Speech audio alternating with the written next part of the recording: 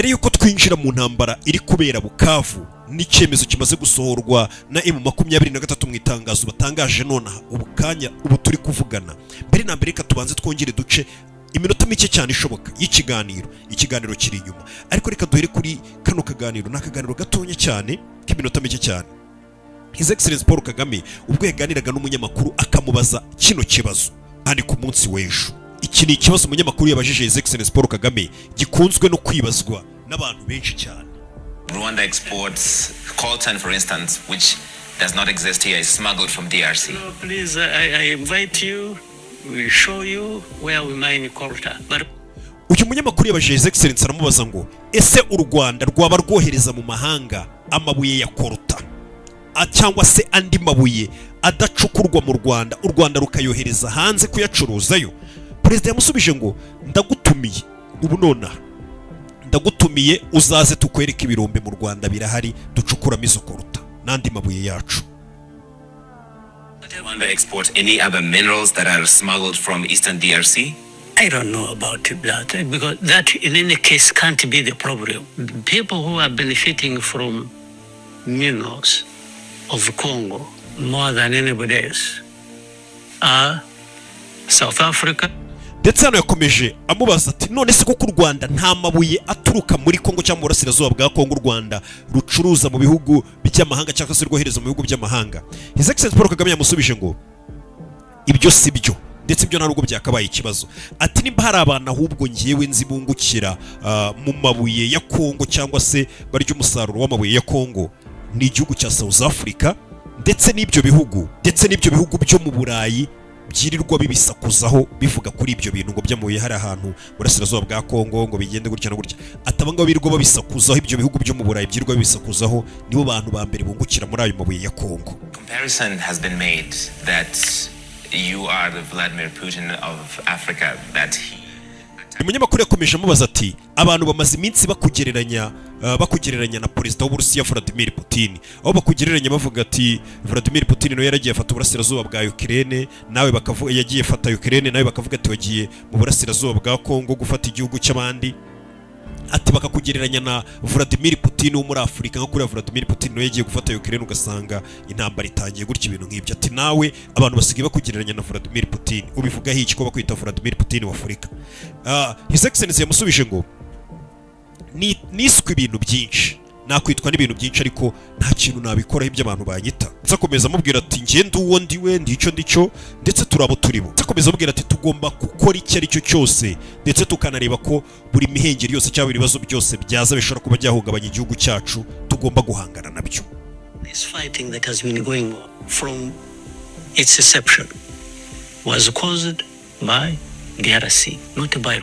Ndetse His Excellency yakomeje avuga ati iyi ntambara uri kubona ibi byose biri kuba ni intambara yatangijwe na Kongo, ntabwo ari intambara yatangijwe n'u Rwanda. His Excellency yakomeje anasobanura avuga ngo aba bantu ubona bari kurwanira uburenganzira bwabo, abo M23 ntabwo baturutse mu Rwanda, kuko M23 nayo ubwayo iravuga ngo twe turi abakongomani, hano ni iwacu turi kurwanira uburenganzira bw'igihugu cyacu. Bakanasobanura impamvu avuga ati iyo ntambara ntiyatangiriye hano, n'abo bantu ntago bari kurwana uburenganzira bwabo ntago ari abantu baturutse mu Rwanda n'abakongomani.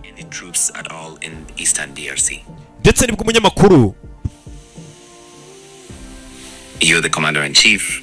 Yeah, there are many things I don't know. Ndetse nibwo umunyamakuru yamubazaga ati none se reka nongere kubaza ikindi kibazo. Uyu munsi ku itariki 3, bari ku itariki 3, uyu munsi turi ku itariki 4. Uyu munsi uratubwira ko muri Kongo hari ingabo z'u Rwanda cyangwa ntaziriyo? His Excellency yamusubije ngo ntago mbizi. Icyo gisubizo yamuhaye. Umunyamakuru abwira atari kuri commander in chief, niwe mugaba mukuru w'ikirenga, niwe muyobozi w'igihugu, gute utamenya nimba ingabo zawe ziri muri Kongo? Aramusubiza ngo ni ibintu byinshi mba ntazi. But if you want to ask me, is there a problem in Congo that concerns Rwanda and that Rwanda would do anything to... Gusurumbaza ati ese muri Kongo hari ikibazo kandi kireba u Rwanda cyangwa kijyanye n'u Rwanda? Ati kandi u Rwanda rukwiye gukora icyo ari cyo cyose kugira ngo rurengere ubusugire bwayo cyangwa burinde umutekano w'igihugu cyabwo, icyo ari cyo cyose. Aho nagusubiza ngo yego 100%. I'd say 100%. Does this risk a war in the region? I don't know. I don't think anybody is interested in war. ndetse ni nabwo yamubazaga ati ese ibingibi ntago ubona ko bishobora kuba byatuma haba intambara y'akarere, intambara mbega ikaba intambara yakwira akarere kose ibihugu byinshi bikayisangamo. Yamusubije ati ntago nkeka ko hari umuntu ushishikajwe n'intambara muri kano kanya, ati nkeka ko na Tshisekedi ubwe n'intambara nawe ubwe atayishaka cyangwa adashishikajwe nayo, ati ahubwo Tshisekedi yagiye aterwa ingabo mu bitugu cyangwa se agashukwa n'abantu baza muri Kongo bakamubwira ngo twereke ino ntambara yawe tuyikurwanire. Uyu munsi wa none nureba koko mbere na mbere rwahituhera ku gihugu nka South Africa. Igihugu nka South Africa ubwacyo kirabyuka, ngira ngo mwabibonye nabasomeye tweet cyangwa se post yashyizwe kuri X na Perezida Ramaphosa wa South Africa avuga ati abanyekongo nimugire ikibazo urugamba turarubarwanira, iyi ntambara turayirwana, turarinda umutekano wanyu, turabatabara, uwo mwanzi wese uri kubatera twe turahari. Gusa nanone muri iki kiganiro ngo His Excellency Paul Kagame yaje kongera kwemeza ko iriya nama izaba kuwa gatandatu ejo bundi muri iyi weekend, harabura iminsi mike cyane barirwa ku ntoki. Inama izahuza ibihugu bigize SADC n'ibihugu bigize East African Community izabera muri Tanzania azayitabira, ndetse William Ruto perezida wa Kenya natangaje ko na perezida Tshisekedi iyo nama azayizamo. Bizaba ari ibintu bitari bisanzwe kuko Tshisekedi gira ngo magambo yari yaravuze ko mu buzima bwe atazongera guhura na perezida w'u Rwanda. Gusa biravuga ko ngo muri iyi nama izabera muri Tanzania Tshisekedi nawe ngazayizamo, ubwo SADC izaba yahuye na EAC. Ibizava muri iyo nama nakubwiye ngo uzabisanga kuri YouTube channel uwo munsi biri kuba. Reka nze dukomeze n'ikiganiro turebe n'ibindi byose biri kuba cyane cyane by'urugamba Bukavu M23 aho iri kugenda imanuka muri Kivu y'Amajyepfo. Niba hari ushaka kwereka ibitangaza byakozwe n'abantu hano ku isi, mwereka umwambaro wambaye wakozwe n'abantu bo muri Bangladesh, uyu munsi ukaba wambaye uri hano mu Rwanda. Ikanya mu nyanja z'isi haba hari ibihumbi by'ubwato bwikoreye toni zirenga miliyari 10 z'ibicuruzwa biva hariho hose ku isi bijye hirya no hino ku isi. Uku niko Global Shippers igeze ibicuruzwa ko bayigirira icyizere bakayituma mu bihugu nk'Ubushinwa, Ubuhindi, Turukiye, Ubuyapani, Leta Zunze Ubumwe za Amerika. Bafasha abantu kandi kugura ibicuruzwa bitandukanye kuri internet ku mbuga nka Amazon, Alibaba, eBay n'izindi. Iyo batumye ushobora kubaha avance ya 50% andi ukazayishyura nyuma. Niba wateganyaga kujya mu mahanga kurangura, ibyiza nuko wareka kwivuna ugahamagara Global Shippers kuri 0784 65 17 ukabatuma cyangwa se ugasura urubuga rwabo rwa internet eshatu globalshippers.rwanda.com. Ibyo uko isi yabaye umudugudu uzabyerekwa na Global Shippers. Intwari Collection, imyambaro myiza y'abagabo ya Made in Rwanda ituma userukana umucyo mu bihe byose by'ubuzima bwawe. Intwari Collection igufitiye amashati meza ya gisirimu y'abagabo n'ibindi byinshi. Dusange muri UTC parking yo hepfo ku muryango wa 16 urebana na Camellia. Wanaduhamagara kuri 0783551661. Nawe ubimahanga komande yawe DHL ikugezeho mu minsi 4 aho uri hose. Sanga ngimakuru kuri Instagram.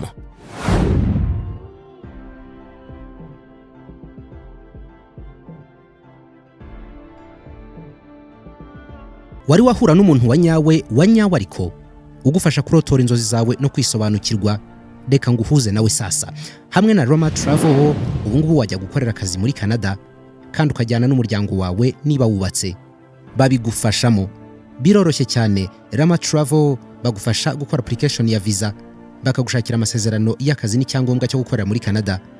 Ibi bintu birizewe kurushaho, ariko niyo kubona visa bidahise bikunda, amafaranga yose watanze muri iyi nzira urayasubizwa uko yakabaye. Dufite ibigo bitanga akazi muri Canada dukorana nabyo ku buryo utinzwa no kwa applying gusa. Ariko uretse n'ibyo, turi no gufasha abantu bashaka gutembera no kwiga mu bihugu bitandukanye bya Asia, Uburayi na Australia. Hamagara Rama Travel kuri 0791 27 9818. Ndasubiramo 0791 27 9818, cyangwa usure imbuga nkoranyambaga zabo, hose bitwa Rama Travel.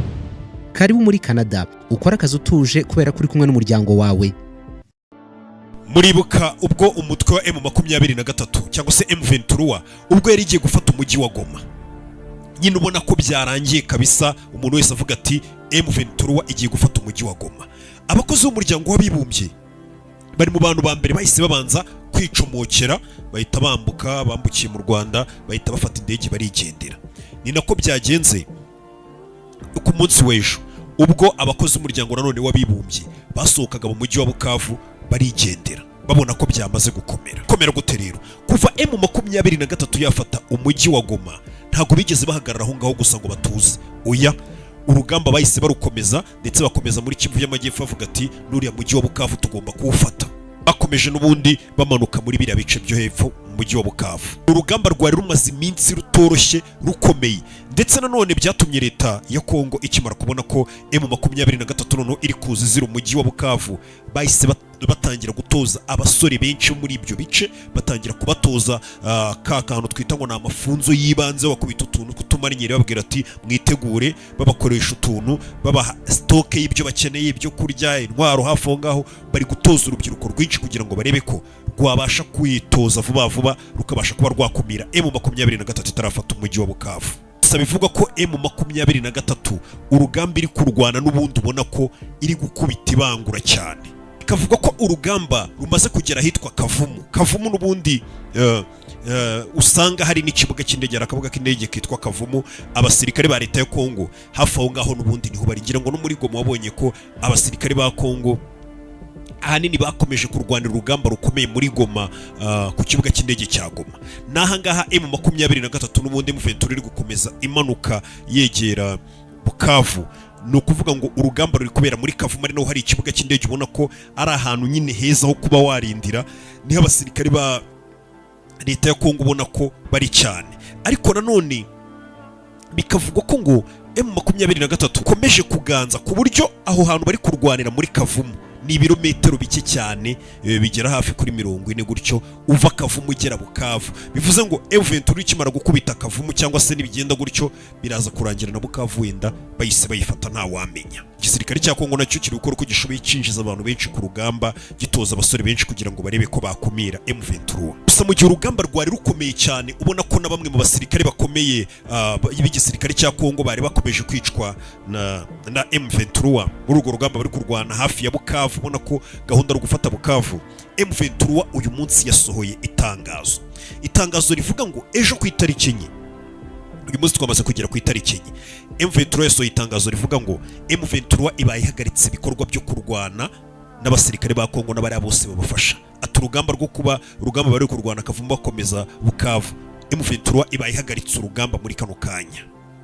Ngo kubera iki? Ngo kubahagaritse urugamba kubera yuko ngo bakeneye ko ngo habanza hagakemurwa ibibazo byagiye biterwa na leta ya Kinshasa, ubwo ni leta ya Kongo, cyane cyane mu byerekeranye n'ubuzima bw'abaturage, ko batari kubona uburenganzira bwabo, batari kubona ibikorwa by'ibanze, ubuvuzi, ibyo kurya, ibyo kunywa, bya bikorwa nyine ikiremwa muntu kiba gikeneye. M23 yavuze ko ibaye ihagaritse urugamba guhera uyu munsi ku itariki enye. Yari iri kurwana n'ingabo za FARDC, bamwe bagerageza kuba bakwinjira Bukavu, abandi bagerageza gukumira. M23 ibaye ihagaritse intambara nk'igikorwa abantu benshi bakomeje kwishimira, yaba ari abari hirya, yaba ari abari muri Kongo. Abaturage nabo bavuga ati byibura aka gahenge kuko M23 nimbivuze ngo ihagaritse urugamba bigiye gutuma tubasha kuba twabagira ibindi tuba dukora, ahubwo no gushaka nimba ari abakomeretse, nimba ari abahunga bakaba bavuyeho hari imirwano, nimba nyine ibikorwa nyine nawe urabyumva ahantu hari amasasi yahagaze, ikiremwa muntu hari byinshi itakibasha kuba cyakora, bibafasha nyine bituma bamera neza. M23 yabayitanza ko gahenge kugira ngo abaturage babanze biyiteho cyangwa se bamererwe neza, bafasha abandi babafasha, nimba ari ibyo kurya bibagereho, nimba ari ibyo kunywa bibagereho abaturage, no guha ahenge abaturage. Ibyo M23 yabikoreye abaturage, atari ukuvuga ngo nuko itari iri kwavanza cyangwa byari byayicanze, kuko yari iri kwavanza imeze neza cyane, ariko yavuze ati ikintu cya mbere ni abaturage. Ibyo byatumye ngo abaturage bishima cyane kuba ihisemo kubaha agahenge. Hari umuntu urwana avuga ngo ngiye icyo nshaka no gukubita aduyi utitaye ku bantu bari aho ngaho, ariko kuba uvuga ngo mbaye ntanze agahenge kiba ari igikorwa kiri buze kugaragara neza mu bantu. Se M23 mu itangazo batangaje mu gika cya kabiri cy'iryo tangazo, cyo ni cya mbere nakubwiraga. Mu cya kabiri hari handitsemo ko M23 yamagaye igisirikare cya Kongo FARDC kubwo kuba bari gukoresha indege ziri ku kibuga cy'indege cya Kavumu n'intwaro bari gukoresha kuri icyo kibuga cy'indege cya Kavumu. Ugasanga abasirikare ba Kongo ngo bari kohereza ibibombe barasa mu gace gatuyemo abasivile benshi cyane, abaturage bamwe batuye. M23 ivuga ngo mwarwanya urugamba rwa gisirikare kuki murakurasa ibisasu murasa mu baturage b'abasivile. ati M23 yamaganye igisirikare cya Kongo kiri kurasa mu baturage mu basivile cyari kuri bisasu byinshi. Si ubwa mbere M23 yamagaye icyo kintu ku basirikare ba Kongo ivuga ngo bakunze kurasa mu basivile cyane. M23 mu gika cya gatatu yakomeje ivuga ngo twe twarabisobanuye ku mujyi wa Bukavu ntago dushaka gufata cyangwa gufata ahandi hari hose. Twebwe icyo tugamije ni ukurinda abaturage b'abasivili, kubarinda, kubarwanaho ndetse no kurinda pozisiyo zacu twebwe turimo nka M23 ko nta mwanzo twinjirira. Nicyo turi gushaka, izo za Bukavu nta nubwo arizo dushaka. Dushaka no kurinda abaturage, kubarwanaho no kurinda pozisiyo natwe ubwacu turimo cyangwa se amatware yacu atagira utwinjirira. Se M23 mu itangazo ryayo ku gika cya nyuma yongeye kuvuga ngo ikindi twamaganye ingabo za South Africa ziri kuza kurwanira muri Kongo, tuzisaba ko zahita ziva muri Kongo igitaraganya, kuko impamvu ingabo za South Africa ziri kurwana muri Kongo ntago isobanutse, ntago ari impamvu nyine iri justifie, ntago ari impamvu ifatika wenda mvuge ngo turi kurwanira iki n'iki. Ati niyo mpamvu kuko bari kurwanya abaturage ba Kongo. Rero bivuze ngo Kongo yavuze ngo nambarire M23 mu itangazo ryayo yavuze ngo turamagana abasirikare ba leta ya Kongo tubasaba South Africa tubasaba ko bahita basohoka muri iki gihugu cyacu cya Kongo bagakuramo ingabo zabo, kuko ingabo za South Africa impamvu ziri kurwana muri Kongo ntago isobanutse, ntago ari impamvu zibifatika. Ibyo bidakuraho ko abasirikare ahubwo ba South Africa bari kwimena ku bwinshi, intwaro bari kuzohereza ku bwinshi, ibimodoka by'ibitwaro by'urugamba biri kuza ku bwinshi, South Africa iri kumena. Yo yakomeje gutangaza ngo abaturage ba Kongo mwe muhumura urugamba turabereka utuntu twikorera.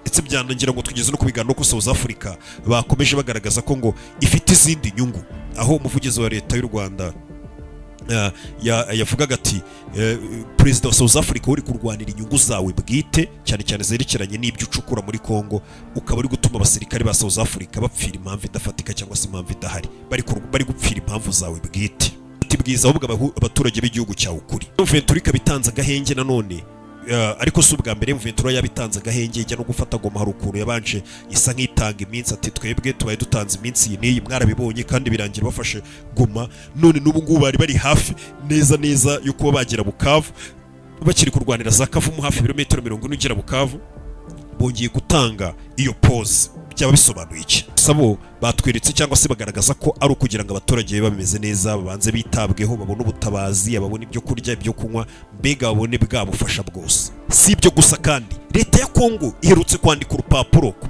umusibesho umva rejo bundi. Leta ya Kongo yanditse urwandiko yandikira ari amakipe yose yamamaza Visit Rwanda cyangwa se yamamaza ubukerarugendo bw'u Rwanda. Ayo makipe harimo Arsenal, harimo Paris Saint-Germain ndetse harimo Bayern Munich. Kongo yandikiye ayo makipe uko ari atatu yose ni amakipe yambara Visit Rwanda, ni amakipe yamamaza ubukerarugendo bw'u Rwanda. Abantu benshi ndetse kuva u Rwanda rwasinyana amasezerano n'ari amakipe za Arsenal, izo za Paris Saint-Germain, barabose ubona ni amakipe akomeye kandi abayambaye Visit Rwanda no mu mastade ubona kwanditsemo Visit Rwanda, kandi isi yose bihanze amaso football. Mbega ni ikintu cyiza ubona ko gituma abantu bamenya Visit Rwanda. Visit Rwanda niyo uri kuri match ubona Visit Rwanda muri screen zawe aho waba uri hose ku isi. Ibyo ngibyo rero byatumye Kongo yandikira ayo makipe iyabwira ngo muhagarike ubufatanye amasezerano mwari mufitanye n'u Rwanda yo gukomeza mwamamaza ngo Visit Rwanda, ngo abantu basura u Rwanda, abantu basura u Rwanda. Impamvu Kongo iri kwamagana ibyo bintu nuko izi ko ni ishusho nziza ku Rwanda, ni ibintu bituma abantu basura u Rwanda, yaba ari abarwumvishije nabi cyangwa se ari abarwumva nk'abantu babi, bahagera mu Rwanda bakabona na ahantu heza. Abantu benshi nyine bastangiye gusura u Rwanda kubera biriya bintu nyine by'ama Visit Rwanda cyane. Bivuze ngo Kongo rero yahise itangira kwamagana no kwandikira amaletera ayo makipe ivuga ngo mureke gukomeza kugirana amasezerano na kiriya gihugu cy'u Rwanda mwamamaza Visit Rwanda. Ati kuko ayo mafaranga u Rwanda rwishyura ayo makipe, ati ni amafaranga aba yavuye mu mabuye y'amaraso, amabuye acukurwa muri Kongo ariko yabanje kumena amaraso y'abantu. Cyane ko Kongo ikomeza kugaragaza ko ibibazo byose biri kubera mu burasirazuba bwa Kongo, uyu mutekano utariyo na mukeya, ibyo byose Kongo ikomeza kugaragaza ko ari impamvu ari u Rwanda rubiri inyuma rufatanije na M23. Gusa ubu tuvugana M23 yo ikaba nayo igaragaza ko ahubwo biterwa n'ubuyobozi bwa Kinshasa, ndetse kuva yaramaze gufata Goma n'uduce twinshi hariya, abaturage ubu ngubu bagiye kumera neza ndetse ngo bameze neza cyane kurushaho. Abantu bamwe bakomeje kuvuga ati ese ibyo bintu by'amakipe bihuriye hehe n'ibyo bibazo, mu gihe ikipe dufitanye umubano mwiza cyangwa se igihugu dufitanye umubano mwiza bihuriye hehe? Cyane ko u Rwanda ni kontra bafitanye igihe kinini kandi ruba rwishyura ayo makipe. Muri make ni ikintu ubona ko iyi ntambara yabaye gutyo abari guhangana nyine ntaho badapfunda imitwe. Ni ukuvuga ngo Kongo nyine bireba ikintu cyose gisa nk'aho ari cyiza ku Rwanda, mu gihe cyose Kongo yumva ko u Rwanda ari umwanzi ibigomba gukumira nyine hari hose ikataka kugira ngo irebe ko yakomeza kugira ngo bigenda uko ishaka. Niyo mpamvu ubona Kongo nyine biri hirya no hino ivuga ati n'amakipe yayamamazaga mureke kwamamaza Visit Rwanda, kuko izi ko Visit Rwanda kuyamamaza kuriya ni ishusho nziza ku Rwanda ndetse byinjiriza n'amafaranga u Rwanda. Uko umuvugizi cyangwa se minisitiri w'ububanyi n'amahanga wa Kongo Wagner, Therese Wagner yabitangaje mu rwandiko yanditse, yandikiye ikipe ya Bayern Munich, yandikira Arsenal, yandikira Paris Saint-Germain azibwira ngo muhagarike iyo sponsorship y'amaraso mukorana n'u Rwanda muyihagarike. Uyu minisitiri w'ububanyi n'amahanga wa leta ya Kongo nk'uko yabyanditse mu rwandiko rwe, yanditse anagenda asa nk'ushyiramo raporo zagiye zandikwa n'umuryango w'abibumbye avuga ati mw'amakipe mwe mumenye ko n'umuryango w'abibumbye wagaragaje muri raporo yarwo ko muri Kongo hari mu burasirazuba bwa Kongo hari abasirikare b'u Rwanda bagera ku 4,000 b'u Rwanda bari mu gihugu batakagombye kuba barimo ndetse bari guhungabanya umutekano wa Kongo. Ndetse akomeza kwandika mu Rwanda avuga ati ikindi mw'amakipe mwe mumenye ko ibihumbi n'ibihumbi muri kano kanya bimeze nk'ibyafungiwe mu mujyi wa Goma, bifunzwe mu buryo ki bidashobora kuba byabona ibyo bihumbi by'abanyegoma, bitari kubona amazi, bitari kubona ibiryo, bitari kubona umutekano, mbega ibyo bihumbi biri muri Goma bitameze neza na gato bidatekanye. Ati byose biri guterwa na M23 ndetse na leta y'u Rwanda. Ati niyo mpamvu mukwiye guhagarika iyo sponsorship mwahabwaga n'u Rwanda kuko ayo ni amafaranga ava mu maraso, mwimeneka ry'amaraso. Uyu muvugizi wa cyangwa se uyu mugore uyu Therese Wagner, uyu minisitiri w'ububanyi n'amahanga wa leta ya Kongo akomeza avuga ati u Rwanda rukomeza gushuka amahanga rwihishe inyuma y'imikino cyangwa se y'imyidagaduro kugira ngo rwibagiranishe ishusho ya nyayo yarwo yuko ari rubi. Kuko impamvu avuga gutyo n'ukubera iki? Nuko u Rwanda kuva rwatangira gahunda yo kwamamaza Visit Rwanda, abantu basura u Rwanda binyuze muri ayo makipe akorana n'u Rwanda, harimo nk'amakipe u Rwanda ruhemba miliyoni zigera kuri 12 ku mwaka nk'ikipe imwe, gutyo n'andi menshi byansaba gusubira kureba ibijyanye n'amafaranga yishyurwa ari amakipe, ariko atari make. Vuga ko ngo ishusho y'u Rwanda mu mahanga yagiye ikagenda ikaguka, abantu benshi batangiye gusura u Rwanda, imikino myinshi yagiye itangira kwakirirwa mu Rwanda, ngira ngo mujye mubibona ibikombe byakirirwa mu Rwanda, ibintu mbega by'imyidagaduro, siporo, ibintu byinshi bigenda bibera mu Rwanda. Ibyo byose nako murahaba mwe murabizi. Ni ishusho rero igaragaza ubundi u Rwanda rwiza, ingagi, umuco, ibintu byiza byose bikagaragara nyine ko ari igihugu cyiza. Ibyo Kongo rero nibyo biri kuyibabaza, ibyo idashaka. Niyo mpamvu ikomeza kuvuga ngo bari kubabeshya bihisha inyuma y'ishusho ryo kwamamaza imikino n'ibyiza byaho, bigatuma mwibagirwa ko ibyo byose ahanini bikorwa n'amafaranga bayavuye ngo mwimeneka ry'amaraso cyangwa se mu mabuye y'amaraso nk'uko babyita ngo yacukuwe muri Kongo. Ibyo byose ni ibyifuzo n'ubundi bikomeje gutangwa na Kongo, nk'uko n'ubundi uyu minisitiri wabivuze wandikiye ayo makipe, ni nawe n'ubundi ngira ngo mu nama z'imiryango y'abibumbye no hirya no hino mu bitangazamakuru niwe mujya mubona kenshi ari kuvuga ngo u Rwanda murufatira ibihano, ibihugu byinshi bivuga ngo u Rwanda barufatira ibihano. Gusa nanone u Rwanda nubwo biba bimeze gutyo, ibihugu byinshi by'amahanga bikomeye, Ubufaransa, Ubuyapani, bira bihugu byose mubona, za Canada, Amerika, Ubwongereza, ibyo bihugu byose n'ubundi nabyo bikomeza kugenda bivuga ngo iyo M23 ifashwa n'u Rwanda turayisaba ko yava muri Goma n'ibice byose yafashe igashyira intwaro hasi. Niko bakomeza kuvuga. Ariko n'ubundi ukabona M23 ntabwo biciye intege, yo ikomeje gahunda zayo, kuko baravuga ngo nta handi hantu dufite ho kujya, iki nicyo gihugu cyacu. Ndetse uko yabitangaje M23 ivuga ngo nibiba ngombwa tuzarwana tugere na Kinshasa, ariko uburenganzira bwacu tugomba kububona. Reka nkubwire ngibuka gukora subscribe, buri kanya amakuru yose turi buze kugenda tumenya uko byifashe hakurya iriya, turaza kugenda tubiganirira hakurino. Ciao ciao.